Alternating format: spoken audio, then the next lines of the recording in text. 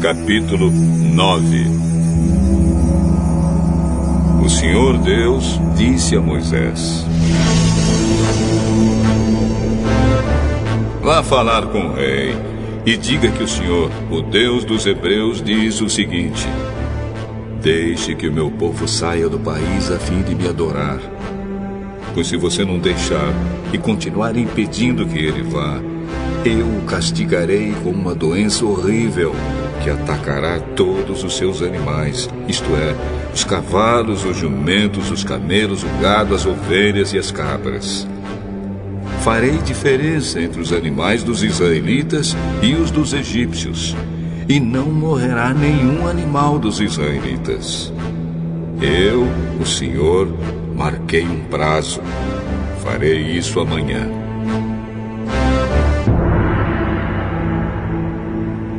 No dia seguinte, o Senhor fez como tinha dito. E todos os animais dos egípcios morreram.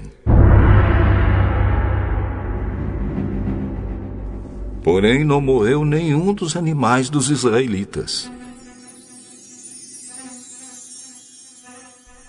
O rei mandou ver o que havia acontecido e foi informado de que não havia morrido nenhum animal dos israelitas.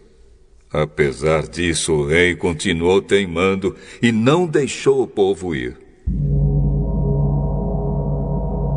Então o Senhor Deus disse a Moisés e a Arão: peguem punhados de cinza de um forno e que Moisés jogue essa cinza para o ar diante do rei do Egito. Ela se espalhará como um pó fino sobre toda a terra do Egito. E em todos os lugares a cinza produzirá tumores, que se abrirão em úlceras nas pessoas e nos animais. Assim Moisés e Arão pegaram cinza e ficaram de pé na frente do rei. Moisés jogou a cinza para cima. E ela produziu tumores, que viraram úlceras nas pessoas e nos animais. Os mágicos não puderam aparecer diante de Moisés, porque eles e todos os outros egípcios estavam cobertos de tumores. Porém, o Senhor Deus fez com que o rei continuasse teimando.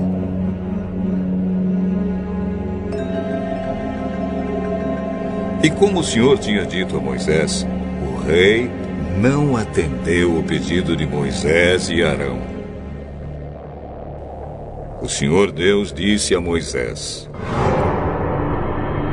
amanhã cedo, vá se encontrar com o rei e diga-lhe que o Senhor, o Deus dos Hebreus, diz o seguinte: deixe que o meu povo saia do país a fim de me adorar. Pois desta vez eu vou fazer todas as minhas pragas caírem sobre você, sobre os seus funcionários e sobre o seu povo, para que você fique sabendo que em todo o mundo não há ninguém como eu. Se eu tivesse atacado você e o seu povo com doenças, você já teria sido completamente destruído. Mas estou deixando que você viva para mostrar a você o meu poder e para fazer com que o meu nome seja conhecido no mundo inteiro.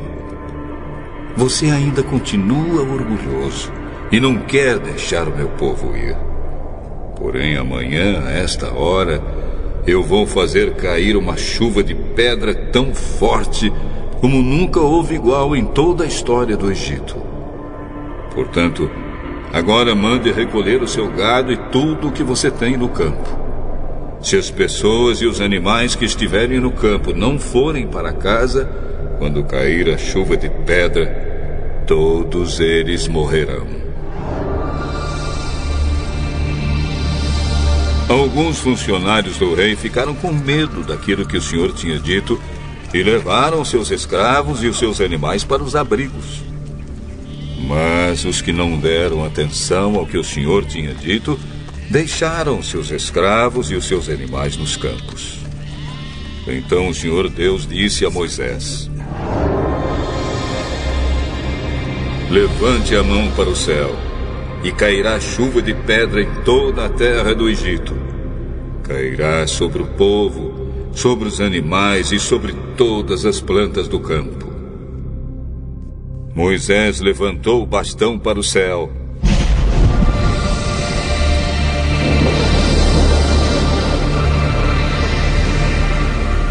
E o Senhor mandou trovões, raios e chuva de pedra sobre o país.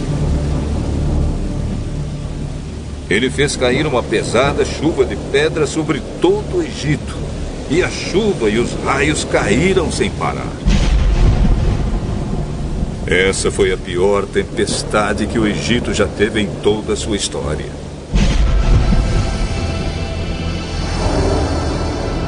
Em todo o Egito, a chuva de pedra acabou com tudo que estava no campo, incluindo as pessoas e os animais. Destruiu todas as plantas e quebrou todas as árvores. Somente na região de Gozém, onde estavam os israelitas, a chuva de pedra não caiu.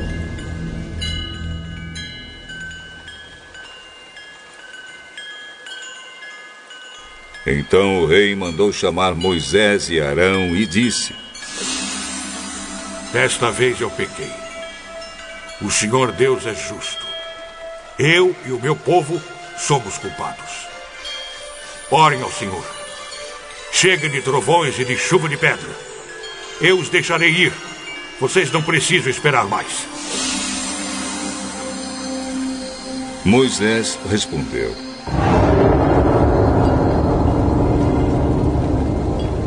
Quando sair da cidade, eu levantarei as mãos em oração a Deus, o Senhor.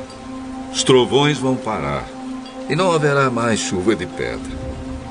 Isso para que o Senhor, ó Rei, fique sabendo que a terra é de Deus.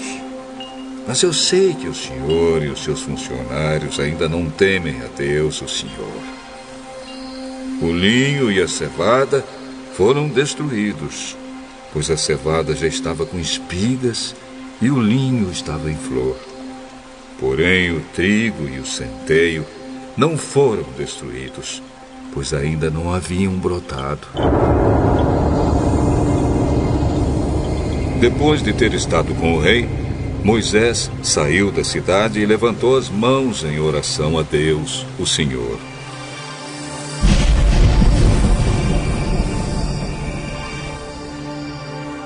Aí os trovões, a chuva e a chuva de pedra pararam. Porém, quando o rei viu que tinha parado de chover e que não trovejava mais, nem caía chuva de pedra, ele tornou a pecar. Ele e os seus funcionários continuaram teimando. E como o Senhor tinha dito por meio de Moisés, o rei não deixou que os israelitas fossem embora.